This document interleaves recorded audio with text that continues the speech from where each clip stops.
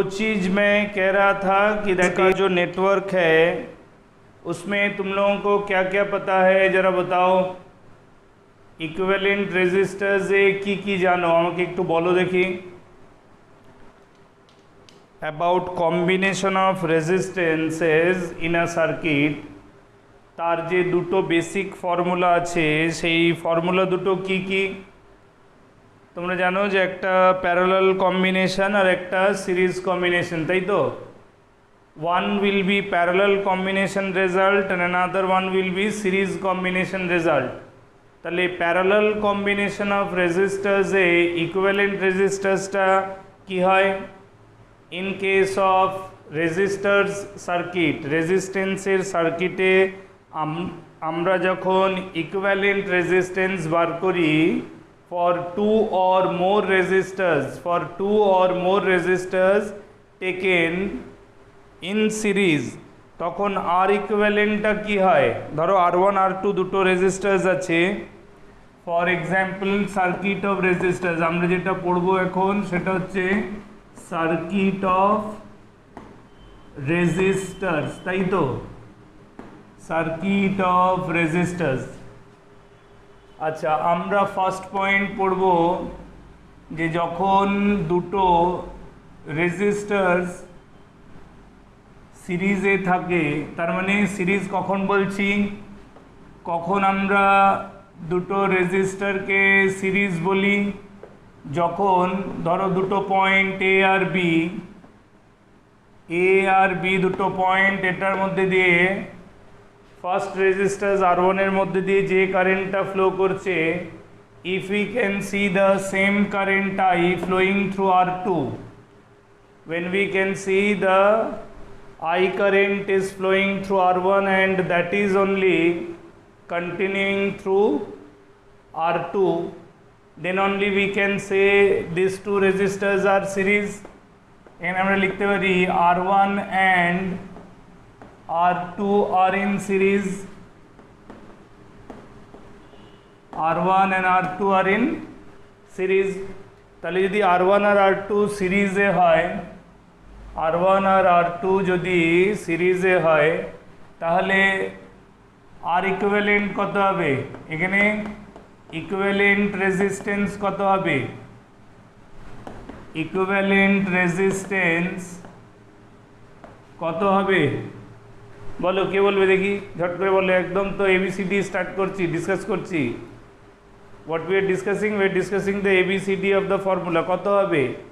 R1 and R2 are in series, then R equivalent resistance will be কত? Simply it is R1 plus R2। দুটো resistance যখন সিরিজে হয় তখন R1 plus R2, ঠিক আছে। আচ্ছা, দুটো রেজিস্ট্যান্স যখন প্যারালাল হয়, তার মানে এইটা হলো প্যারালাল অ্যারেঞ্জমেন্ট, এটা R1 এটা R2, I কারেন্ট আসছে বিটুইন A অ্যান্ড B, এটা একটা পয়েন্ট এটা একটা পয়েন্ট, A আর B এর মধ্যে I কারেন্টটা এসে ব্রাঞ্চড হয়ে যাচ্ছে দুটো পার্টে, এই পার্টে যাচ্ছে I1, এই পার্টে I2, বুঝতে পেরেছো? তার মানে এখানে আর ইকুইভ্যালেন্ট কত হবে? আর ইকুইভ্যালেন্ট কত হবে? R1 into R2 divided by R1 plus R2, বুঝতে পারলে কেন? Since R1 and R2 are parallel, R1 and R2 are parallel between A and B, between A and B, A আর B এর মধ্যে R1 আর R2 parallel resistors, so therefore R equivalent হবে 1 by R equivalent, that is equal to 1 by R1 plus 1 by R2। Parallel কানেকশনে রেজিস্ট্যান্সের equivalent value কত হবে? Reciprocal addition হয়ে যাবে। তাহলে এটাকে সিম্পলিফাই করলে এটা হয়ে যায় R1 R2 ওপরে R2 প্লাস R1, সেই জন্যই আর ইকুইভ্যালেন্টটা উল্টে গিয়ে হয়ে যাবে R1 R2 divided by R1 plus R2। তার মানে আমরা আর ইকুইভ্যালেন্ট জানতে পারলাম for two resistors, R equivalent জানতে পারলাম for two resistors in series as well as in parallel. ঠিক আছে, তাহলে যখন দুটো রেজিস্টার সিরিজে থাকছে তখন what is common thing? Common to both R1 and R2, common to both an R1 and R2 is current I. I current is the common value which is flowing through both R1 and R2 when they are said to be in series. ঠিক আছে, ওটাই যখন parallel আছে then common potential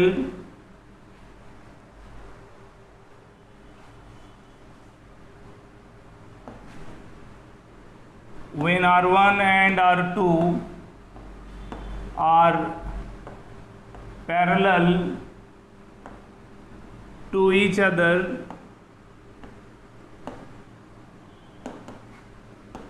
then common thing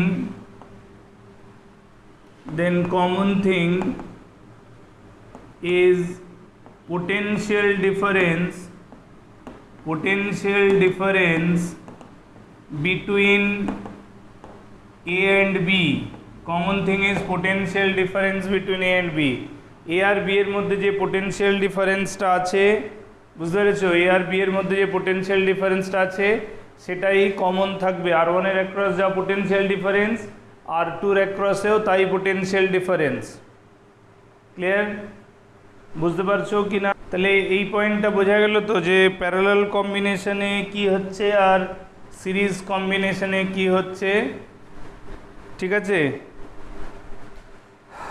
আচ্ছা এবার একটা জিনিস discuss করি যে প্যারালাল কম্বিনেশন যখন হচ্ছে তখন মেন কারেন্ট যেটা আসছে সেই কারেন্টটা তো দুটো ভাগে ভাগ হয়ে যাচ্ছে, তাই না? Main current is getting branched, ওটা ব্রাঞ্চিং হয়ে যাচ্ছে দুটো পার্টে। এবার কোন পার্টে কত কারেন্ট যাবে? when two resistors are connected to each other as parallelly, then the main current which comes into the parallel branch that gets divided in two part, তো দুটো পার্টে ডিভাইড হয়ে যাচ্ছে, একটা পার্টে I1 কারেন্ট, অন্যটায় I2 কারেন্ট। এই individual যে branch কারেন্টটা হবে সেটা কিভাবে জানবো? ইন্ডিভিজুয়াল ব্রাঞ্চ কারেন্টটা কিভাবে জানবো? আমরা এখানে কি লিখলাম যে যখন দুটো রেজিস্টার R1 আর R2 এরা যখন প্যারালাল হয়ে যাবে তখন কি ব্যাপার হবে? দুটোর মধ্যে কমন জিনিস কি? Potential difference. এবার যখন পোটেনশিয়াল ডিফারেন্স সেম আছে তখন আমরা কি লিখতে পারি?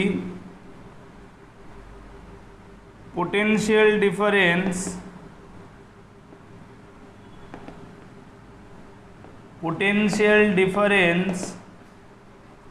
between A and B, A আর B এর মধ্যে যে পোটেনশিয়াল ডিফারেন্স হচ্ছে সেটাকে কি লেখা যেতে পারে বলো? Can we write down this is I1 R1 is equal to I2 R2. Potential difference across the resistors R1 and that across R2 must be same, so therefore the current which is assumed to be passing through R1 দিয়ে যে কারেন্টটা যাচ্ছে আর R2 দিয়ে current যাচ্ছে, এই I1 আর I2টা কি? Basically I কারেন্টটাই দুটো পার্টে ভেঙে যাচ্ছে, একটা I1 আর একটা I2। একটা ব্রাঞ্চের কারেন্ট I1, অন্য ব্রাঞ্চের কারেন্ট I2। তাহলে আমরা I1 আর I2 যে দুটো ব্রাঞ্চিং ভ্যালু রয়েছে সেই দুটোকেই নিয়েছি I1 ইন্টু R1, এটা হলো R1 এর across potential difference as per Ohm's law, আর I2 ইন্টু R2 এটা হলো পোটেনশিয়াল ডিফারেন্স অ্যাক্রস R2, দুটো ইকুয়াল। তাহলে আমরা যদি এইভাবে লিখি যে I1 R1 is equal two I2টাকে লিখতে পারি তো I minus I1 into R2, হ্যাঁ কি না? লিখতে পারি কি না? তাহলে যদি আমরা ওটাকে I2টাকে I মাইনাস I1 লিখে দিই, তাহলে কি এটাকে লেখা যেতে পারে IR2 মাইনাস I1R2। এবার দেখো I1 টার্ম দুটো রয়েছে, লেফট হ্যান্ড সাইডেও I1R1 আর রাইট হ্যান্ড সাইডেও I1R1। ওটাকে যদি কালেক্ট করি এক জায়গায়, তাহলে কী হবে I1 into R1 plus R2 that is equal two I into R2, তাই তো? তাহলে ফাইনালি আমি লিখতে পারি I1টা হয়ে গেল R2 divided by R1 plus R2 into main current I। এই ফর্মুলাটা লেখা যায় তো, কি যায় না বলো? Can we write down this formula or not? আমরা যে দুটো ব্রাঞ্চিং করলাম কারেন্টের, one is passing through R1 another one is passing through R2। একটা R1 দিয়ে যে কারেন্টটা যাচ্ছে সেটা I1, আর R2 দিয়ে যে কারেন্টটা যাচ্ছে I2। এবার এই I1 আর এই I2 I থেকেই ভেঙে দুটো কারেন্ট হয়েছে, তাই তো? I কারেন্টটাই এসে দুটো কারেন্টে ভেঙেছে, একটা I1 রেস্টটা I2। তার মানে এই ব্রাঞ্চের I1R1 আর এই ব্রাঞ্চের I2R2 value same, potential difference equal হবে ইন প্যারালাল কম্বিনেশন।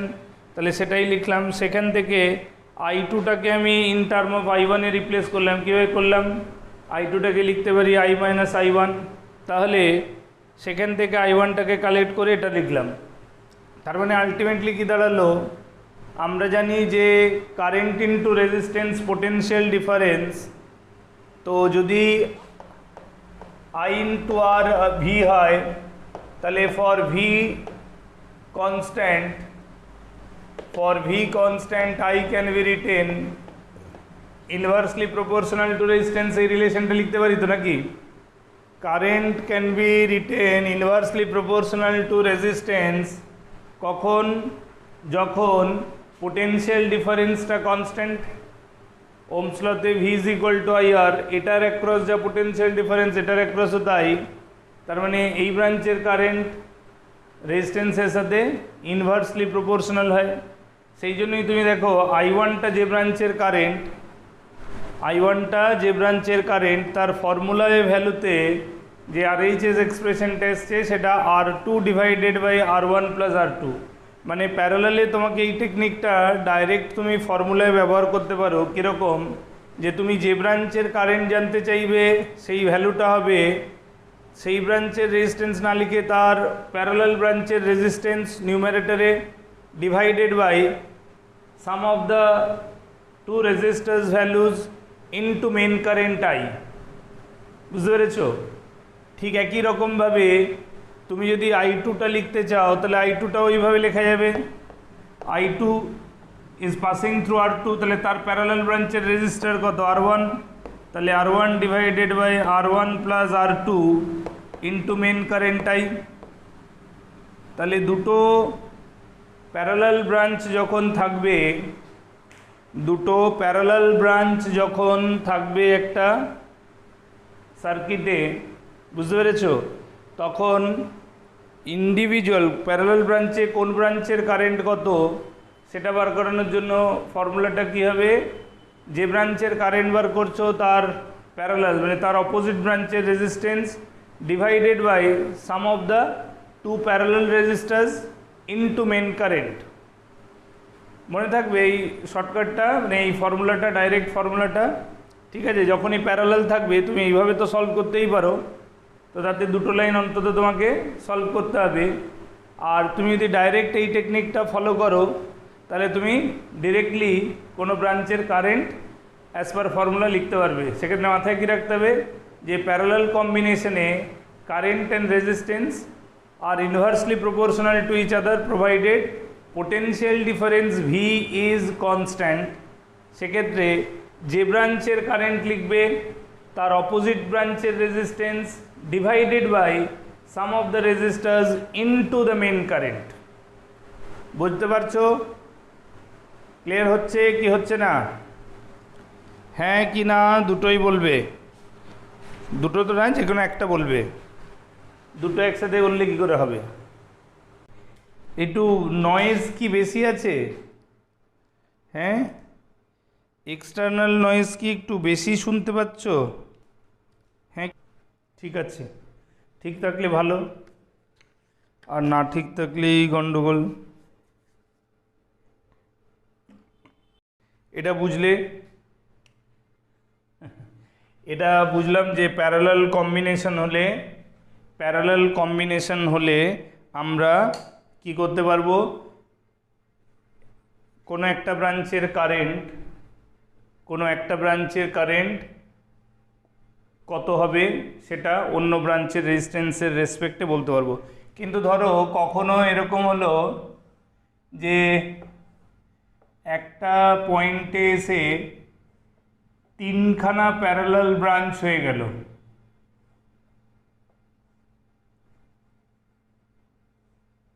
এই এটা পয়েন্ট এ, এটা পয়েন্ট বি, মেন কারেন্ট যাচ্ছে আই, এটা আর, এটাও আর, এটা 2R।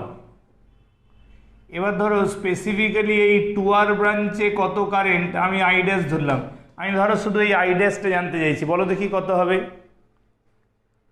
there are 3 parallel branches, বুঝতে পারছো, there are 3 parallel branches of resistors R, R and 2R, তাহলে যেটা 2R ব্রাঞ্চের রেজিস্টার সেই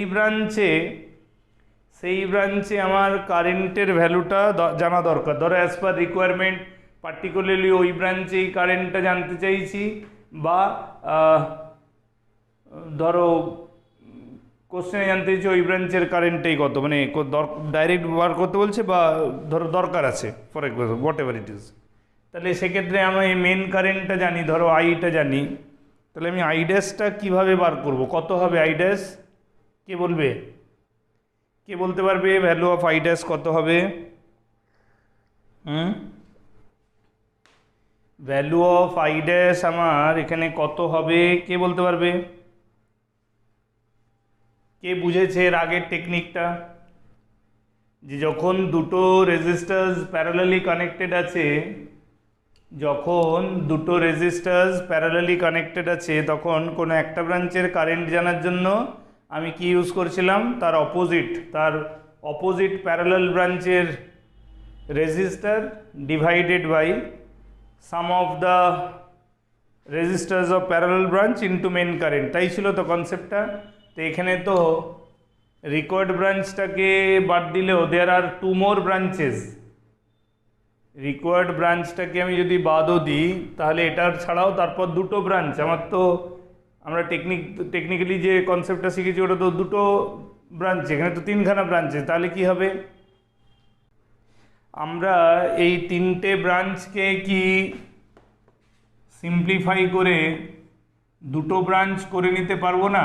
যে ব্রাঞ্চটায় আমার কারেন্ট জানা দরকার আছে সেইটাকে অ্যাজ ইট ইজ রাখলাম, আর তার বাদ দিয়ে যে দুটো ব্রাঞ্চ আছে সেই দুটো ব্রাঞ্চকে রিডিউস করে একটা ব্রাঞ্চ বানাতে পারবো না? এই দুটো ব্রাঞ্চকে রিডিউস করে একটা ব্রাঞ্চ বানাতে পারবো না? এই দুটো ব্রাঞ্চকে যদি আমি রিডিউস করে দিই তাহলে এটা একটা ব্রাঞ্চ অফ R/2 হবে কি হবে না? আমার এখানে বি, এইটা ছিল মেন কারেন্ট আই, আমি যে টেকনিকটা ডিসকাস করলাম সেই টেকনিকটায় যে কোনো ব্রাঞ্চের কারেন্ট জানার জন্য দুটো প্যারালাল ব্রাঞ্চ জানলেই হবে। তো এখানে 3টে ছিল, তো যেটা দরকার সেটাকে বাদ দিয়ে বাকি দুটোকে রিডিউস করে দিতে পারি। বাকি দুটো তো itself they are parallel to each other, তাহলে দুটো প্যারালাল থাকলে কি হয়, রেসিপ্রোকাল এডিশন, তাই তো? তাহলে 1/r প্লাস 1/r, 2/r উল্টে দিলে কত, R/2, তাহলে R/2 হয়ে গেল। তাহলে এবার আমার যেই ব্রাঞ্চের কারেন্ট দরকার আই ড্যাশ, তাহলে কি করব, তার অপোজিট ব্রাঞ্চের resistance R/2 divided by sum of the two resistors into main current I, হ্যাঁ কি না? তাহলে এটা কত হয়ে গেল, ওপরে থাকলো R/2, নিচে হয়ে গেল আমার 5R/2 দ্যাট ইনটু আই, তার মানে এটা কত হলো, R/2 ক্যান্সেল হয়ে এটা হয়ে গেল I/5, তার মানে আমার মেন কারেন্টটা হয়ে গেল I/5, বুঝতে পেরেছো? তাহলে আই ড্যাশটা কত হয়ে গেল, I/5 কি বললাম বুঝতে পারলে কি না? আচ্ছা, ওটাই যদি এখানে ধরো আমি মাঝের ব্রাঞ্চটায় কারেন্ট জানতে চাইতাম I ডবল ড্যাশ, তাহলে কি হবে?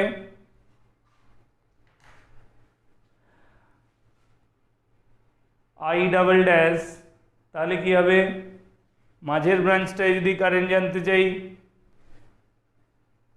তাহলে এখানেও তাই করতে পারো, এখানেও তাই করতে পারো। যেহেতু আমি এই কোশ্চেনটায় according to this calculation what I have done, আমি এটা জানার পর যদি এডিশনালি I ডবল ড্যাশ জানতে চাইছি, তাহলে এতটা তো তুমি জেনেই গেছো যে আই এর মধ্যে I ড্যাশ ইজ I/5, তাহলে রেস্ট পার্ট অফ আই কত? 4/5 অফ আই। তাহলে I ডবল ড্যাশ এটাই যা হবে এটাতেও তাই হবে। তার মানে এইটাতে যা রেজিস্ট্যান্স এটাতেও তাই রেজিস্ট্যান্স, এটার অ্যাক্রস যা পোটেনশিয়াল ডিফারেন্স এটার অ্যাক্রসও তাই পোটেনশিয়াল ডিফারেন্স, তাই কি না? তাহলে I ডবল ড্যাশ হয়ে যাবে এই দুটো মিলে যে রেস্ট পার্ট থাকবে তার হাফ, তার মানে half of I dash. I dash আমার কত বেরিয়েছিল, sorry, half of I-I dash, আমার I ড্যাশ বেরিয়েছিল I/5, তাহলে রেস্ট অফ আইটা কত? I-I ড্যাশ, তাহলে তার অর্ধেক হচ্ছে I ডবল ড্যাশ, তার মানে I-I/5, তাহলে এটা 1/2 অফ 4I/5, বুঝতে পেরেছো? তার মানে কত থাকছে ওটা? 2I/5। এক কথায় রেস্ট অফ দ্য কারেন্টের অর্ধেক, রেস্ট অফ দ্য কারেন্টটা কত ছিল? 4/5 অফ আই, তাহলে 4/5 অফ আই এর হাফ 2/5 অফ আই। বুঝতে পেরেছো কি না? বুঝতে পারছো কি না?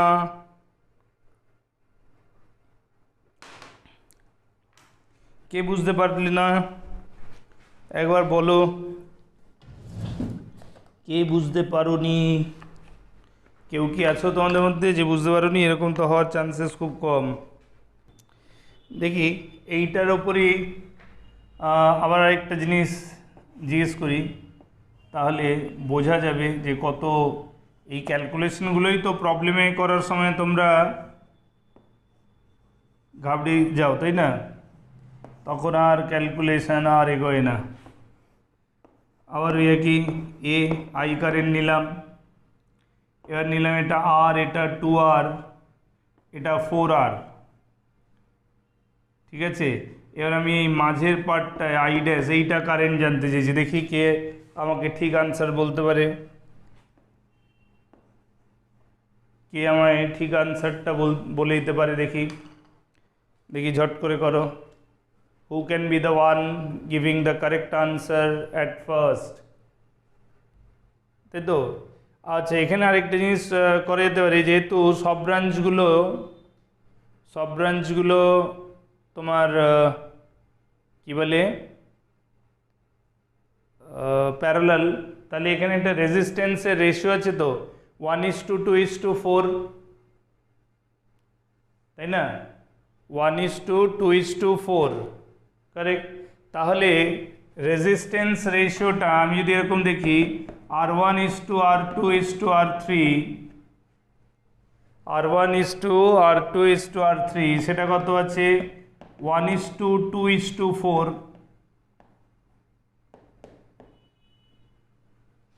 তাই না?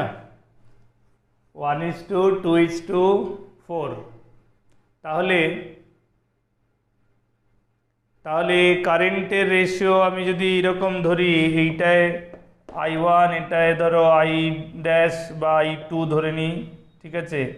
আর এটাই যদি I3 ধরে নিই, তাহলে I1:I2:I3, সেটা তাহলে কত হবে?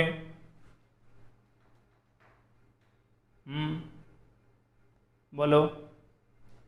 ওইভাবে করেছো যে তাহলে এইটা উল্টে গেলে কারেন্টের রেশিওটা উল্টে যাবে, 4:2:1,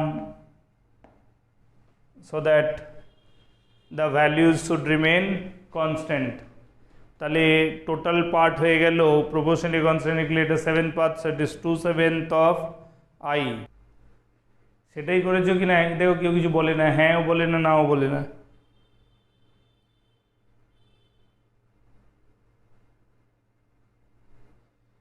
যেহেতু যেহেতু কারেন্ট রেজিস্ট্যান্সের রেশিওটা 1:2:4, তাহলে কারেন্টের রেশিওটা উল্টে গিয়ে হবে কত 4:2:1।